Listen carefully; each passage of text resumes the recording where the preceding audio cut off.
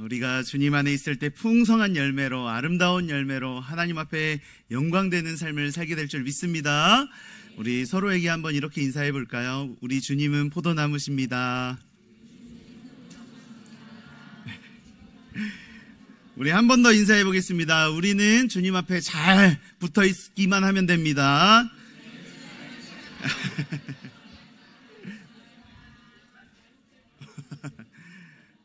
네, 우리는 주님께 잘 붙어 있기만 하면 됩니다. 우리 주님께 잘 붙어 있는 게 최고의 실력이 되는 줄 믿습니다. 아멘. 사랑하는 성도 여러분, 한 주간 잘 지내셨습니까? 네, 좀 시원해지지 않았나요? 에어컨이 고쳐졌습니다. 할렐루야. 네, 오늘 이렇게 하나님 앞에 함께 모여 예배할 수 있음이 얼마나 큰 은혜인지 모르겠습니다. 이 시간 하나님께서 우리 모두에게 한 분 한 분에게 새 힘과 또 위로와 능력을 허락해 주실 줄 믿습니다. 지난주 말씀 통해서 여러분, 하나님이 정말 온전한 예배자, 참된 예배자를 찾는다고 또 이렇게 같이 또 말씀을 나눴는데요. 우리 짧게 한번 지난주 말씀을 복습하는 시간 또 갖겠습니다. 가인과 아벨의 예배를 통해서 우리의 예배를 점검하며 함께 결단했습니다. 첫 번째로 예배는 뭐라고 했죠? 하나님께 드리는 것이라고 했어요. 여러분, 오늘 이 시간 우리가 하나님께 온전한 예배 올려드리는 우리가 됐으면 좋겠습니다. 내가 만족하는 시간이 아니라 내가 하나님 앞에 나의 전 존재와 나의 온전한 신앙 고백을 올려드리는 시간이, 드리는 시간이 여러분들 바로 이 예배 시간입니다. 여러분, 빈손으로 나오지 않고 우리의 신앙 고백 담아, 우리의 사랑과 은혜를 담아 하나님 앞에 여러분들 사모하는 마음으로 달려나온 줄 믿습니다. 두 번째로는요, 하나님께서 예배자를 받으신다고 하셨어요. 여러분, 하나님이 받으시는 예배자 되시길 바랍니다. 마지막으로 하나님은 오늘 온전한 예배자를 찾으신다고 했습니다. 하나님이 찾으시는 예배자, 오늘 밀라노 한마음교회 여기 다 모인 줄 믿습니다. 네, 한 가지 질문이 생깁니다. 오늘 하나님께서 기뻐하시는 참된 예배는 어떤 예배일까, 어떤 모습일까? 오늘 우리가 함께 읽은 사도행전 2장은 그 질문에 대한 정확하고 또 아름다운 답을 해줍니다. 예수 그리스도의 십자가와 부활, 그 구원의 역사를 듣고 또 믿게 된 사람들, 성령으로 충만한 사람들, 구원의 은혜를 경험한 사람들이 하나님 앞에 어떻게 예배했는지 우리에게 생생하게 보여주고 들려주고 있습니다. 오늘 본문을 읽다 보면요, 한 가지 좀 느껴지는 게 있어요. 제가 오늘 말씀을 이렇게 묵상하고 또 말씀을 준비하면서 정말 이 모습이 이렇게 눈에 그려지는데 너무너무 기쁨이 충만하고 또 너무 감격스러운 장면의 이 모습이 막 그려졌습니다. 이 기쁨은 그 현장에서 끝나지 않고 번져나가는 것을 또 보게 되었습니다. 한 가지 단어가 떠올랐는데 바로 축제였어요. 축제에는 기쁨과 감격이 있죠. 설레임이 있습니다. 생기가 넘치고 활력이 있고 또 생명력이 있습니다. 에너지가 넘칩니다. 그리고 축제의 가장 큰 특징 중에 하나는 바로 함께입니다. 함께 할 때 엄청난 시너지가 있죠. 제가 재작년에 아들을 데리고 에버랜드를 간 적이 있습니다. 여러분, 에버랜드 다 다녀와 보셨죠? 네, 여기는 에버랜드보다 디즈니랜드를 또 다녀오시는 분들이 많을 텐데, 네. 정해진 시간에 퍼레이드를 이렇게 보여주기 위해서 광장에 많은 인파가 몰려들었습니다. 그리고 이제 막 기다리고 있었어요. 저도 막 너무 이제 기다리고 있었고, 저희 아들 원희는 이제 첫 인생 퍼레이드를 보는 그 이제 앞이었어요. 경쾌한 음악 소리가 이제 저 멀리서 들리기 시작하고, 이제 그 행진이 이렇게 막 가까이 올 때 막 무용수들과 또 이제 거기에 탄 많은 이제 또 인형 옷을 입은 막 많은 이제 사람들이 이 음악에 맞춰서 춤을 추기 시작하는데 다들 한박 웃음으로 웃고 기뻐하고 있었습니다. 그때까지는 기저귀를 떼지 못했던 저희 원희는 흥을 주체하지 못하고 벌떡 일어나서 이제 앞으로 막 나가는 거예요. 그래서 제가 설마 가다가 멈춰서 이제 돌아오겠지 했는데 끝까지 가가지고 퍼레이드 춤추는 누나 손을 이렇게 잡더라고요. 그 모습에 이제 참 많이 웃었던 기억이 납니다. 참 축제 현장을 저희가 이제 보고 있노라면 마음이 막 설레이고 기쁘죠. 사랑하는 성도 여러분, 오늘 우리 밀라노 한마음교회 예배가 바로 이런 축제 예배가 되길 소망합니다. 하나님께서 우리 교회에 때마다 넘치도록 이런 크고 풍성한 은혜를 베풀어 주실 줄 믿습니다. 오늘 하나님께서 우리에게 예비하신 그 은혜를 다 깊이 누리고 돌아가는 우리 모두가 되길 소망합니다. 여러분, 주일이 기다려지십니까? 네, 전 너무 기다려져요. 찬양이 즐겁고 말씀이 사모되고 예배의 감격이 있습니다. 월요일부터 토요일까지 우리가 가인이 늘 예배자의 모습과 삶의 모습이 달랐는데, 우리는 그렇지 않고 일상의 모든 삶의 영역이 예배자로 우리가 한 주를 잘 승리하며 살아낸 줄 믿습니다. 마침내 그 은혜가 이제 또 이곳에 같이 모여 예배하는 이 현장으로 왔고, 또 다시 또 세상으로 흘러가는 이 예배의 역사들이 계속 선순환으로 이루어질 줄 믿습니다.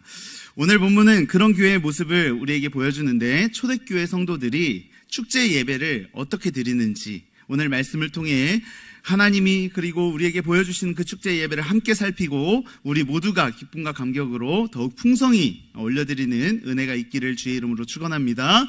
축제 예배는 첫 번째로 구속의 은혜를 찬양하는 예배입니다. 한번 같이 읽어볼까요? 시작. 첫째, 구속의 은혜를 찬양하는 예배입니다. 오늘 본문은요, 성령 충만한 베드로가요, 오순절에 복음을 선포하는 장면으로부터 시작합니다.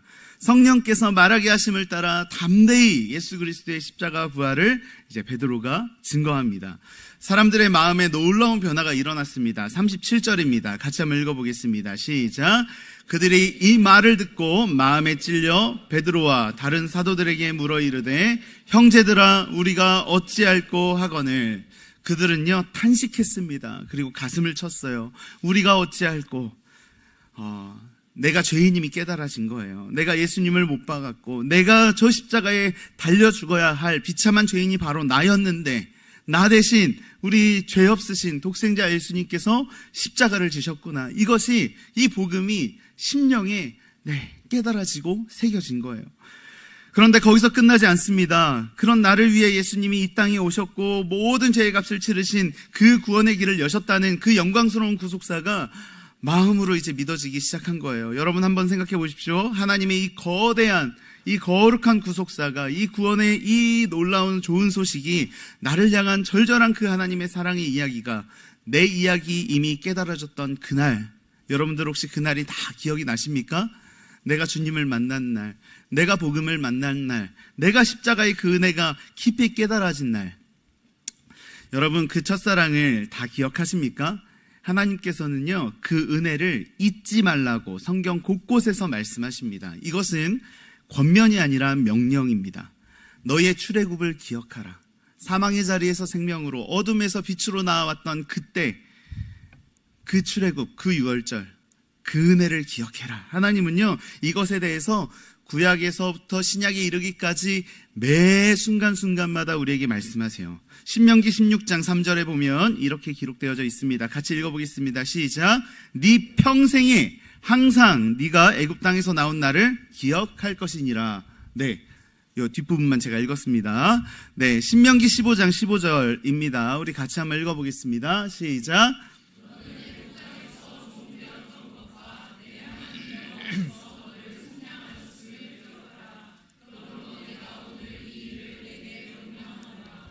아멘. 뭐 하라고 하십니까? 기억하라고 하십니다. 예수님께서도 마지막 만찬에서 떡과 잔을 나누시면서 말씀하셨어요. 누가복음 22장 19절입니다. 네, 너희가 이를 행하여 나를 기념하라. 사도 바울 역시 에베소 교회를 향해서 말합니다. 그러므로 생각하라. 그때에 너희는 그리스도 밖에 있었고 이제는 그리스도의 피로 가까워졌느니라. 하나님께서는요, 이렇게 기억하라, 기념하라 라고 말씀을 계속 반복하십니다. 네, 오늘이 무슨 날인지 아십니까? 네, 맥주감사 주일입니다. 제가 참 아내한테 이렇게 이런 말을 들을 때 깜짝깜짝 놀래요. 여보, 나한테 할 말 없어? 막 이렇게 묻거나, 여보 오늘 무슨 날인 줄 알아? 그러면 별날이 아닌데도 이렇게 흠칫흠칫 놀라요. 네, 그래서 내가 오늘 뭐 잊은 게 있나? 오늘은요, 맥주 감사 주일입니다. 맥주 감사절은요, 하나님께서 주신 첫 수확의 열매를 가장 먼저 하나님께 올려드리며 감사하는 절기입니다. 하나님께서는 이스라엘 백성에게 첫 열매를 가져오라고 하세요. 그것은 하나님께 곡식을 보태드리기 위함이 아니라 이 모든 삶의 영역이 다 하나님의 은혜입니다. 우리는 하나님의 공급하심으로 살아가는 우리는 가지입니다 라는 고백을 하는 것이 바로 이 날의 믿음의 고백입니다. 첫 열매를 드리는 것은 기억의 행위입니다. 기억. 하나님께서 종되었던 백성을 애굽에서 건져내시고 약속의 땅으로 인도하셨고 그 땅의 첫 소단, 첫 열매를 허락하셨다는 그 사실을 잊지 않겠다는 고백이 바로 이 맥주 감사절의 고백이에요. 우리가 예배하는 이유도 하나님께서 우리를 어디에서 건져내셨는지를 기억하기 위함입니다. 내가 어디에서 건짐을 받았는지 잊지 않을 때 지금 누리고 있는 이 구원의 은혜가 얼마나 큰지를 알게 됩니다. 죄의 사망의 종노릇하던 나를 하나님께서는 구속하셨고 또 생명의 자리로 옮기신 것을 기억할 때 하나님의 그 사랑은 더욱 우리 가운데 선명해집니다. 그리고 십자가의 은혜는 더욱 깊어지죠. 예배는 구속의 은혜를 기억하고 찬양하는 시간입니다. 다시 말씀드릴게요. 예배는 구원의 은혜를, 나를 구속하신, 나를 구원하신 하나님의 은혜를 기억하고 그 하나님 앞에 찬양하는 시간이에요.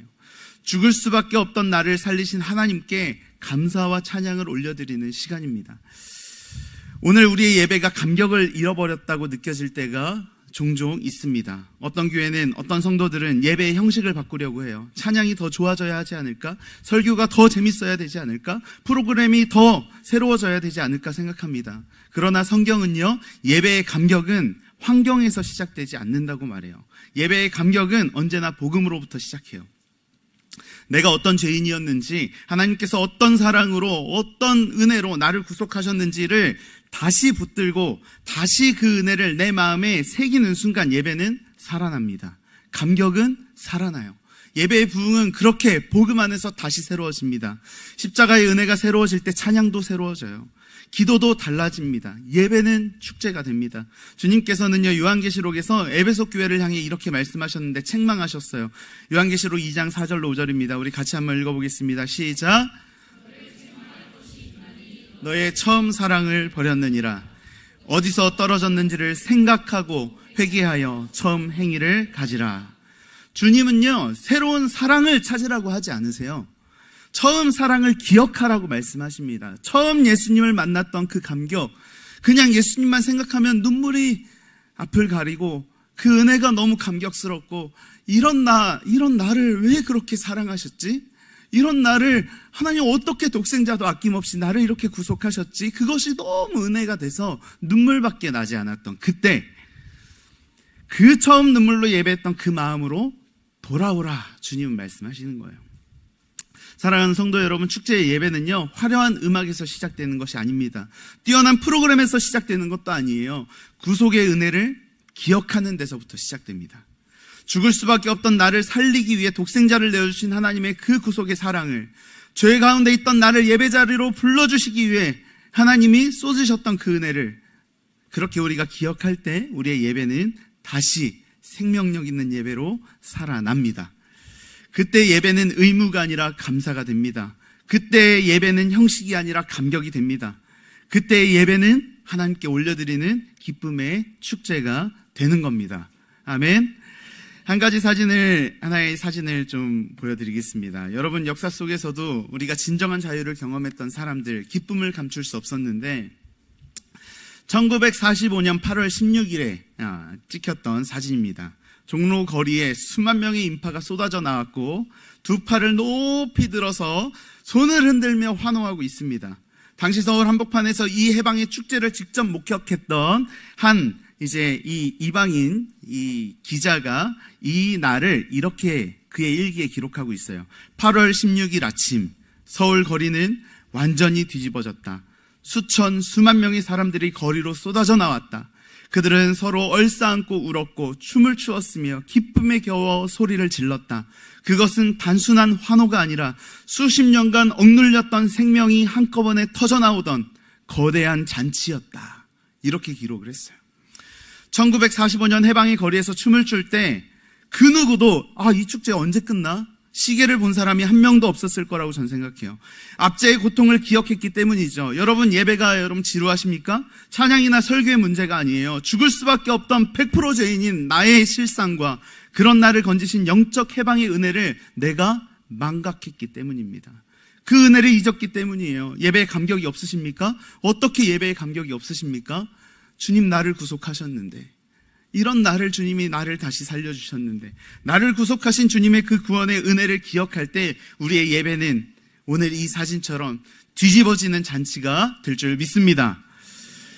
생각해봤으면 좋겠습니다. 나는 예배할 때 구원의 감격과 처음에 그 사랑을 기억하며 하나님 앞에 나아가고 있습니까? 두 번째입니다. 축제의 예배는요, 공동체 안에서 온전한 연합을 이루는 예배입니다. 구속의 은혜를 경험한 사람들에게는요, 또 다른 하나의 변화가 나타나는데요, 하나님과의 관계만 회복된 것이 아니라 사람과의 관계도 회복되기 시작했다는 거예요. 하나님과의 관계가 온전케 되니까, 그리고 온전한 예배로 하나님 앞에 서니까 수평적인 관계도 하나님이 다시 그 질서를 놓으신다는 거예요. 본문 42절과 46절을 함께 보겠습니다. 그들이 사도의 가르침을 받아 서로 교제하고 떡을 떼며 오로지 기도하기를 힘쓰니라. 날마다 마음을 같이하여 성전에 모이기를 힘쓰고 집에서 떡을 떼며 기쁨과 순전한 마음으로 음식을 먹고. 여기서 눈에 띄는 표현이 하나 있는데 바로 날마다입니다. 날마다. 네. 영어 성경에서는 day by day. 이탈리아 성경으로는 오니 조르노? 맞나요? 네.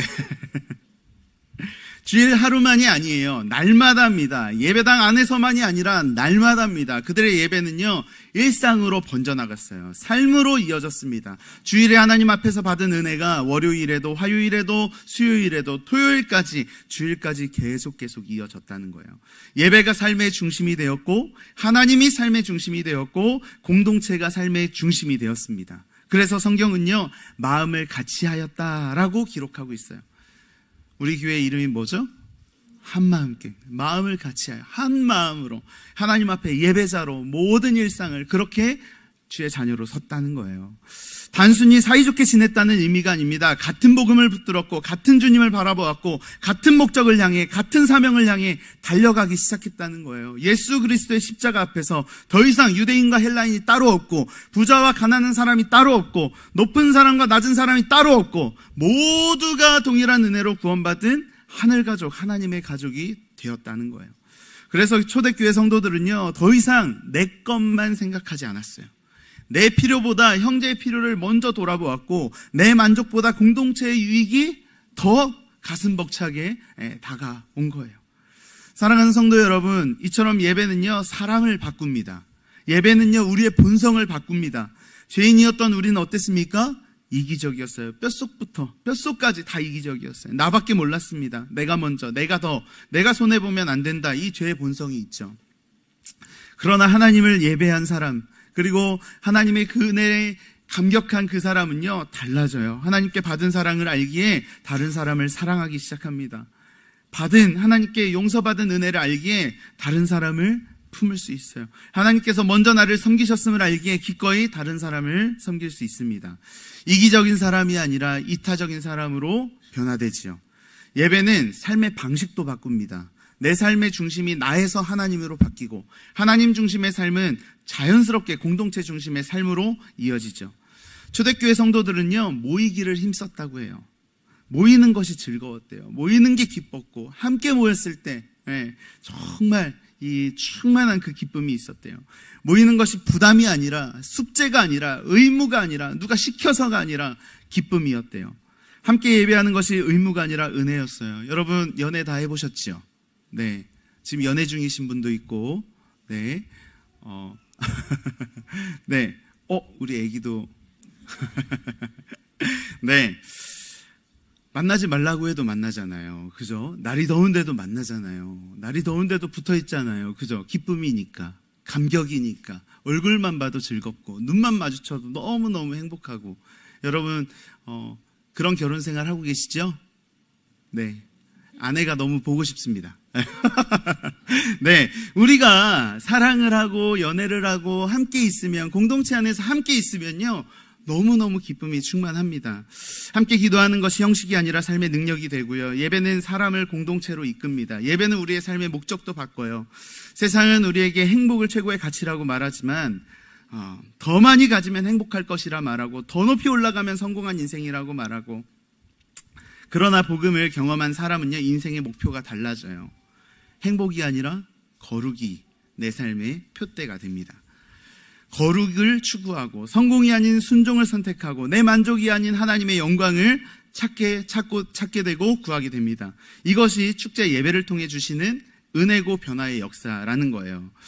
여러분, 영하 60도의 남극에서 황제 펭귄이 어떻게 살아남는지 아십니까?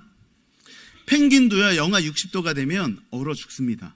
네. 그런데 영하 60도가 돼도 펭귄이 얼어 죽지 않는 유일한 방법이 있는데, 그것이 뭔지 아십니까? 바로 허들링이에요. 허들링이라는 행동을 해서 그 공동체 전체가 사는데요. 이게 뭐냐면요, 수천 마리의 펭귄들이요, 서로 몸을 맞대기 시작해요. 그리고 나서 큰 원을 만듭니다. 그런데 그렇게 서로의 체온을 나누면서 이제 막 붙어 있는데, 바깥은 영하 60도잖아요. 그럼 중심부는 얼마나 그 온도가 올라가는지 아십니까? 30도까지 올라간대요. 그런데 더 놀라운 것은 바깥에서 차가운 바람을 막아주던 펭귄들이요, 오래 서 있지 못해요. 시간이 지나면 안쪽에 있던 펭귄들이요, 자기들이 밖으로 나옵니다. 바깥에 있던 펭귄들은 안으로 들여보내요. 서로 자리를 바꾸며 함께 계속 그렇게 살아냅니다. 저는 이 모습이요, 참 이 모습을 보는데 너무 감격이 됐어요. 초대교회의 모습과 참 많이 닮아있다 생각했습니다. 성도들은 서로를 품었고 서로를 위해 사랑했고 기도했고 뜨겁게 그들을 안았습니다. 세상의 칼바람이, 그때 당시에 얼마나 핍박이 있었습니까? 세상의 칼바람에 지친 지체들을요, 따뜻한 곳으로 밀어 넣으면서 그렇게 함께 울고 웃으며 모든 때를 넉넉히 이기며 통과했어요. 이것이 복음이 만들어낸 공동체였습니다. 하나님은 우리를 홀로 버려두지 않으셨어요. 혼자 신앙생활 하도록 부르지 않으셨어요. 함께 예배하고 함께 기도하고 함께 울고 함께 웃으며 그렇게 함께 십자가를 길러놓고 거룩을 향해 달려나가도록 우리를 교회로 불러주셨다는 거예요. 그러므로 축제의 예배는 예배당에서 끝나는 것이 아니에요. 예배는 우리의 본성을 바꾸고 삶의 방식을 바꾸고 삶의 목적을 바꾸고 하나님 안에서 하나 된 공동체를 세워가는 거예요. 이것이 바로 사도행전의 교회였고 초대교회의 모습이었습니다. 이것이 오늘 우리 밀라노 한마음교회의 모습이 되어야 할 줄 믿습니다. 아멘. 적용 질문입니다. 한번 생각해보고 적용했으면 좋겠는데, 복음의 능력과 하나님의 강권하시는 은혜를 통해 내 본성과 삶의 방식이, 삶의 목적이 변화였음을 여러분들 고백하실 수 있으시겠습니까? 나는 공동체 안에서 사랑하고 섬기며 하나됨을 이루고 또 누리고 있습니까? 세 번째로는요, 축제 예배는 구원받는 사람을 날마다 더하게 하는 예배라는 거예요. 본문 마지막을 함께 보겠습니다. 우리 같이 한번 읽어볼까요? 시작.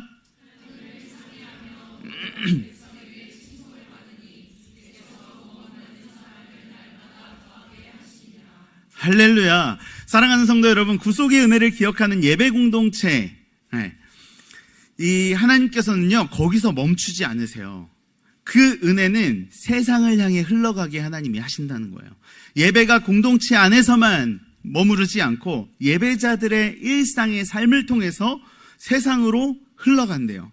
하나님께서는 그렇게 놀라운 구원의 역사를 이루신다는 겁니다. 그래서 오늘 본문에 보니까요, 온 백성에게 뭐를 받았다고요? 칭송을 받았대요.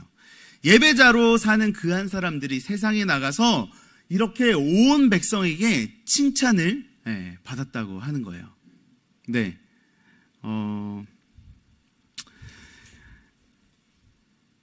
왜 초대교회 성도들이 이렇게 칭찬을 받았을까요? 교회 건물이 화려했기 때문에? 아니면 대단한 어떤 프로그램이 잘 갖춰져 있기 때문에? 아니에요. 그들의 삶이 복음에 합당한 삶이었기 때문에 그랬습니다. 세상은 자기 자신을 위해 살아가죠. 온 세상이 그런 방법으로 살아갑니다. 더 많이 가져야 행복하다고 말합니다. 더 높이 올라가야 성공이라고 말합니다. 경쟁에서 이겨야 되고 손해보면 안 된다고 가르칩니다. 네, 이기고 또 승리하고 승리해야 성공한 인생처럼 박수를 쳐주는 게 세상의 법칙이고 논리예요. 5,000명분을 혼자 먹을 수 있는 사람이 저 사람 진짜 부자다 라고 생각하는 게 세상의 논리입니다. 그런데 예수 그리스도를 만난 사람들은요, 삶의 방식이 뒤집어져요. 전혀 다른 삶을 살기 시작합니다. 남을 부욕해 하는 인생을 살기 시작한다는 거예요. 기꺼이 나눕니다. 기꺼이 섬깁니다. 기꺼이 용서해요. 기꺼이 손해를 감수합니다. 그리고 어떤 형편 속에서도 하나님을 찬미합니다. 말이 안 되는 상황에서도 입술에는 늘 감사의 고백이 있어요. 말이 안 되는데 늘 기뻐하는 거예요. 세상은 이런 우리들의 삶을 이해할 수가 없어요. 소화가 안 됩니다. 그러나 분명히 봅니다. 복음이 사람을 이렇게 바꾸는구나. 여러분 혹시 정말 좋아하는 단골 식당이 있으십니까? 그 식당이 화려하지 않아도 간판도 오래됐고 인테리어도 그렇게 모던하지 않아요. 그런데도 늘 손님이 줄을 섭니다. 왜 그럴까요? 그곳에는 맛이 있기 때문이에요. 진짜 맛을 본 사람은요, 그곳을 찾아요. 누가 시키지 않아도 다른 사람을 전도합니다. 나랑 가보자. 여기 내가 오늘 대박 맛집을 내가 너한테 한번 보여주겠어 하고 이제 먹여주죠. 꼭 한번 가봐야 돼 이러면서, 여러분 입소문은요 억지로 만드는 것이 아니에요. 스스로 퍼져나가죠. 교회도 마찬가지입니다. 세상은 먼저 우리의 건물을 보는 게 아니라 우리 삶에서 예수 그리스도의 향기를 경험하게 됩니다. 가정에서, 직장에서, 학교에서, 사업장에서 우리가 어떤 선택을 하고 어떻게 말하는지, 어떻게 사람들을 대하는지, 어떤 삶의 방식과 선택들을 해나가는지 봅니다. 그리고 묻죠. 도대체 어떻게 저 사람은 저렇게 살까? 어떻게 저런 상황에서도 감사할까? 왜 손해를 보면서도 저렇게 기뻐하지? 바로 그 질문이 복음의 문을 여는 시작입니다. 사랑하는 성도 여러분, 우리는요 사람을 구원할 수 없어요. 구원은 하나님의 영역이고 하나님의 일입니다. 오늘 본문도 분명히 말씀하십니다. 여기서 뭐라고 기록하냐면요, 주께서 구원받는 사람을 날마다 더하게 하시니라. 누가요? 주께서. 사람을 더하시는 분은 사도들이 아니고 초대교회 성도들이 아니고 주님이셨어요. 그러나 하나님께서는요 그 일을 이루실 때 누굴 사용하세요? 예배하는 공동체, 구원의 감격으로 하나님을 찬양하는 그 공동체, 삶으로 예배하는 그 공동체 한 사람 한 사람의 삶을 통해서 하나님은 구원의 길을 열고 또 하나님의 나라를 든든히 세워간다는 거예요. 구속의 은혜를 잊지 않는 그 한 사람, 함께 연합하는 그 한 사람, 삶으로 복음을 살아내는 그 한 사람을 통해 오늘도 하나님은 영혼들을 부르십니다. 우리의 삶이 누군가에게 예수를 알고 싶다, 나도 너가 믿는 하나님 나도 좀 만나고 싶다, 나도 너가 누리는 그 평안을 나도 좀 경험하고 싶다, 나도 저 사람이 믿는 하나님을 만나고 싶다 라는 마음을 품게 하는 통로로 우리가 쓰임받아야 합니다. 가정에서, 직장에서, 학교에서, 이 밀라노 땅에서 그렇게 우리를 통해 구원받는 사람을 날마다 하나님께서 더하게 하실 줄 믿습니다. 우리 마지막 적용 질문입니다. 복음의 통로로 쓰임받기 위해 오늘 나는 가정과 일터와 삶의 자리에서 어떤 예배자의 모습으로 살아가야 하겠습니까? 말씀을 맺겠습니다. 오늘 우리는 사도행전 2장을 통해서 하나님이 기뻐하시는 축제 예배가 어떤 예배인지를 함께 살펴봤어요. 축제 예배는 단순히 분위기가 뜨거운 예배가 아니라, 감정이 고조되는 시간이 아니라, 하나님께서 우리를 구원하신 그 복음이 우리의 삶을 변화시키는 그 은혜가 하나님 앞에 진짜 감격스럽게 고백되어지는 시간입니다. 먼저 축제 예배는 구속의 은혜를 찬양하는 예배입니다. 내가 어떤 죄인이었는지, 하나님께서 어떤 사랑으로 나를 구속하셨는지 기억할 때 예배는 의무가 될 수 없고 감격이 됩니다. 형식이 될 수 없고 기쁨이 됩니다. 여러분, 우리 사랑하는 우리 옆에 있는 지체들의 얼굴 한번 보세요. 기쁨이 충만해 보이십니까? 감격이 있어 보이세요?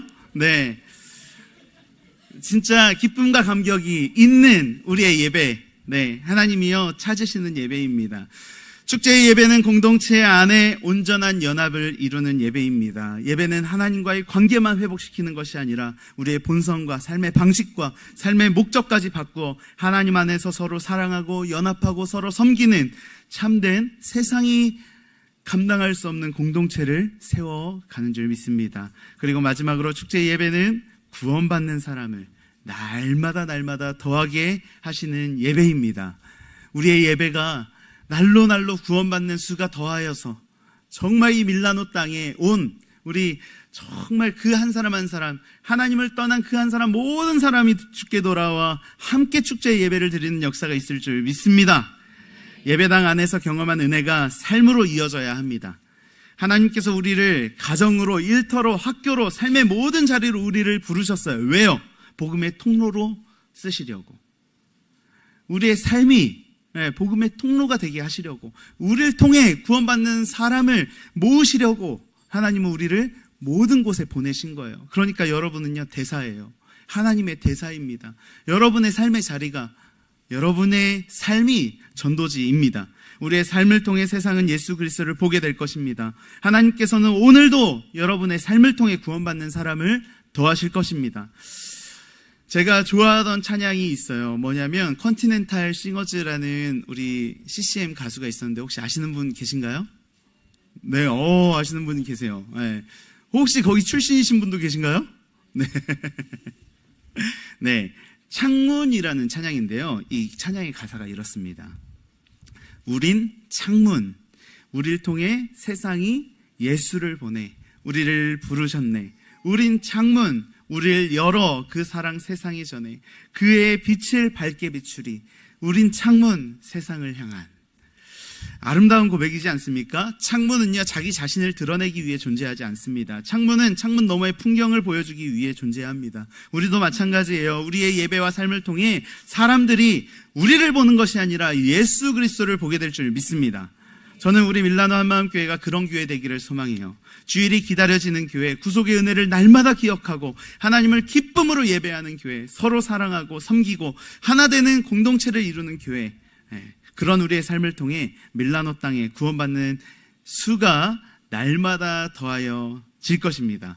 그것이 하나님께서 사도행전의 초대교회를 통해 보여주신 모습이고 오늘 밀라노 한마음교회를 통해 보여주실 모습입니다. 하나님의 꿈이 우리 교회를 통해 나의 삶을 통해 성취되어지기를 소망합니다. 아멘.